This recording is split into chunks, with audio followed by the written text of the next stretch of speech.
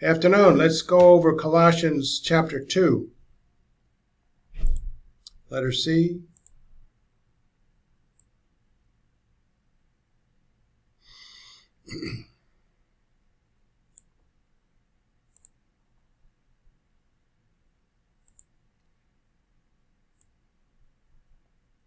We reviewed Colossians chapter 1 to get a handle on the context. I'll let you do that.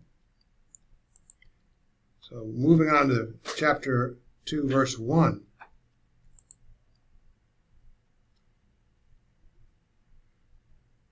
Author and apostle Paul asked, "For I want to know how great a struggle I have on the Colossian believers' behalf, and for those who are at Laodicea, and for all those who have not personally seen my face," implying that he had not visited these churches. Nevertheless, his struggle was a great one on their behalf, largely through prayer, battling the errors who opposed the doctrines of the faith.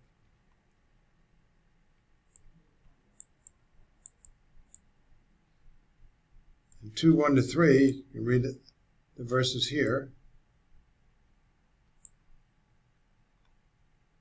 Paul's intended result was that the believers' hearts may be encouraged, having been united together in agape love and attaining to all the spiritual wealth that comes from the full assurance of understanding, resulting in a true knowledge of God's mystery, that is, Christ himself, in whom all are hidden, all the treasures of wisdom and knowledge, and accessible to all believers.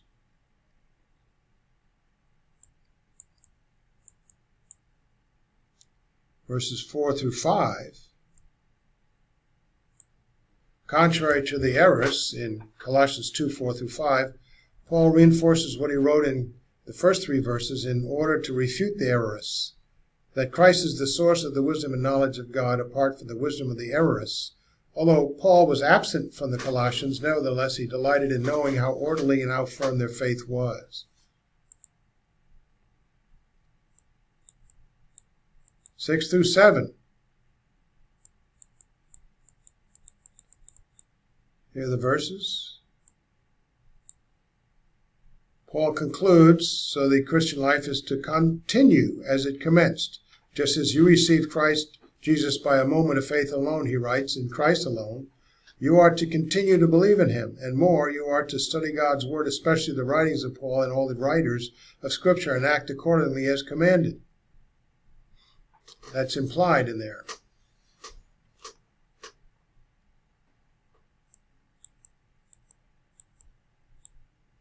Continuation of 6-7 is a commentary on what he's refuting.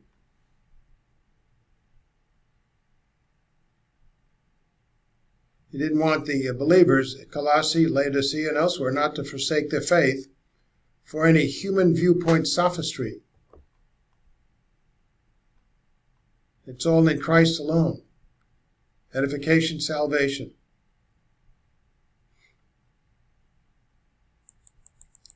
Verses 8-12, beginning with verse 8. In view of the faithfulness of the Colossian believers and the efforts of the errorists to disrupt the believers' steadfastness in the faith, Paul warns them to see to it that no one takes them captive through ungodly philosophy and empty, unwarranted deception, which are according to the tradition of men, in the sense of not godly and according to the elementary principles of the world, which are evil, as opposed to according to Jesus Christ and him alone. Salvation and edification through him alone.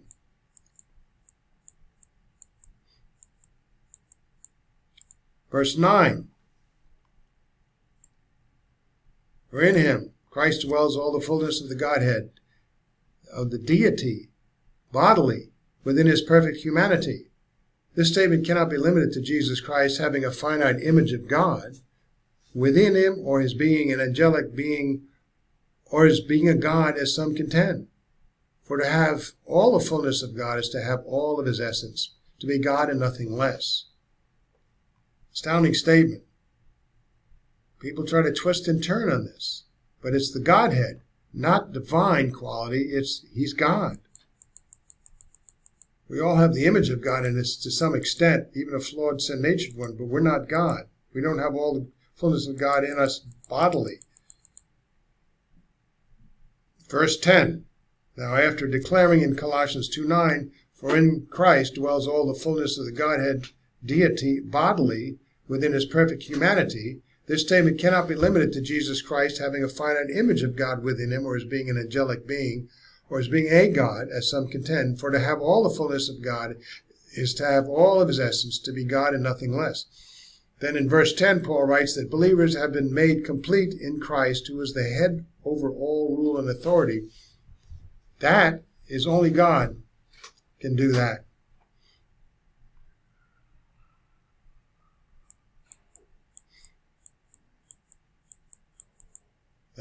Verses 2:11 through 12, got two versions here. They're pretty close.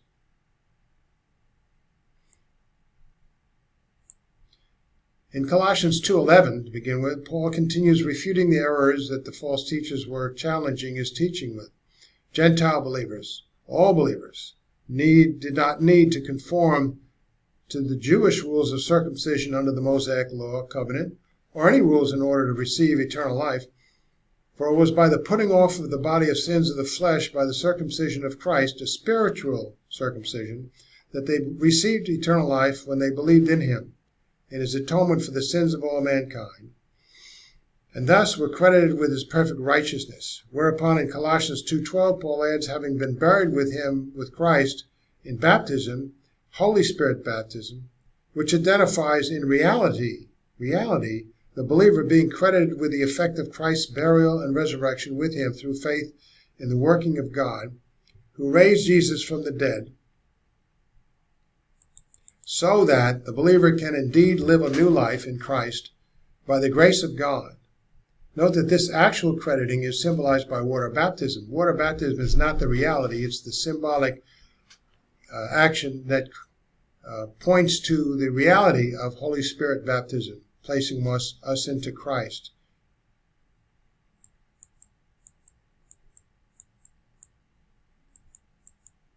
Now, 13 to 14.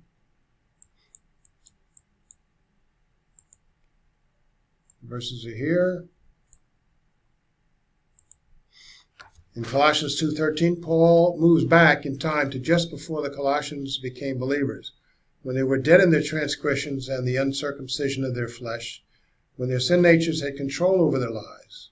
Whereupon he declared that all that moment Christ made them alive together, that at that moment Christ made them alive together with that moment, with him, as a result of having forgiven them all of their transgressions.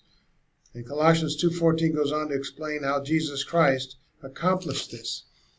He wiped out the handwriting of requirements, the law, that was against us, all mankind, because man cannot be righteous and keep them. Hence the law was contrary to us, our intrinsic sin natures. And he has taken it out of the way, having nailed it to the cross in the sense of satisfying the punishment due for the sins of all mankind. Unlimited atonement is in view here for all mankind, so that God is thus free to account all who trust in Christ for forgiveness of sins. Many won't, some will. But they all have that availability.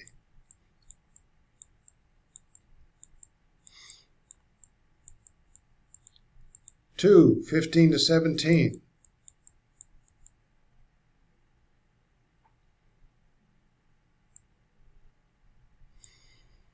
With the context of Colossians 2:11 to 14 in mind, Colossians 2:15 goes on to explain that the principalities and powers which usurped the sovereignty of God were disarmed as a result of Christ's sacrifice for all of mankind's sins.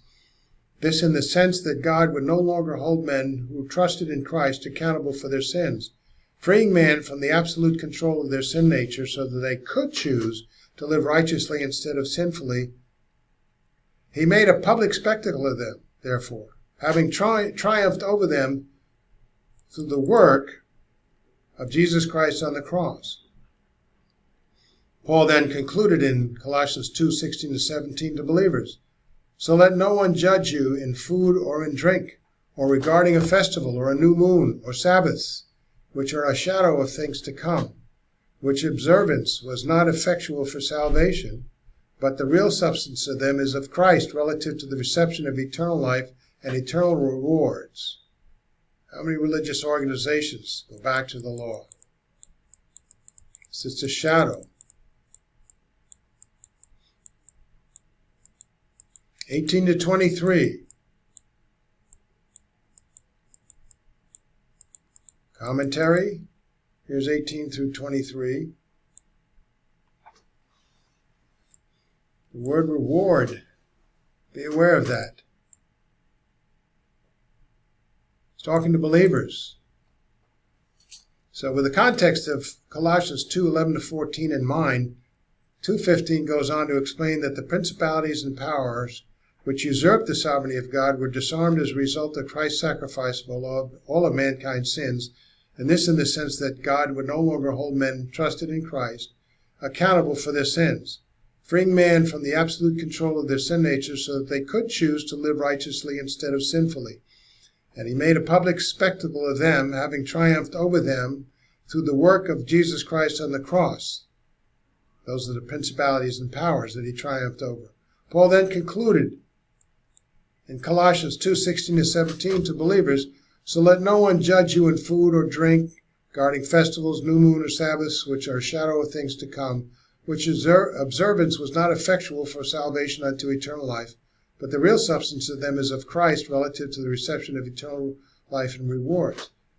I repeated that because in Colossians 2:18, Paul concludes that those who attempt to judge believers on legalistic temporal matters would have them cheated, these believers, out of their reward. Not in the sense of losing out on salvation unto eternal life, which so many people say you can lose it. No, you can't. Which is an eternally secure gift through a moment of faith alone in Christ alone. You have eternal life the moment you believe. You can't lose eternal life because it's eternal. And it's not a reward, it's a gift. But in the sense of losing out on eternal and temporal rewards for persevering in the faith and salvation by grace through faith alone, and not being persuaded to observe legalisms and perform works in order to gain or maintain your salvation unto eternal life. Take heed.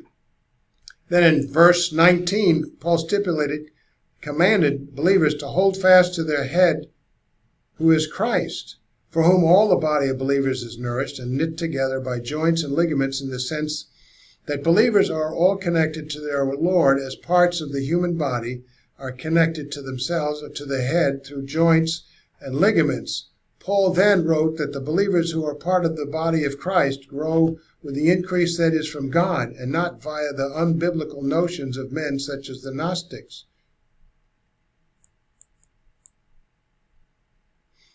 Then in Colossians 2:20 to 23, Paul continues to explain that the believer has died with Christ in the sense of no longer needing to follow the elementary principles of the temporal world of sinful man, as if these temporal sinful things are all there is, ignoring the eternal and spiritual world as if living in the world is all there is, submitting oneself to such rules as do not handle, do not taste, do not touch, which all concern temporal and sinful things which perish with the using and are unrighteous, because they are according to the commandments and doctrines of men, not of God, not of Christ.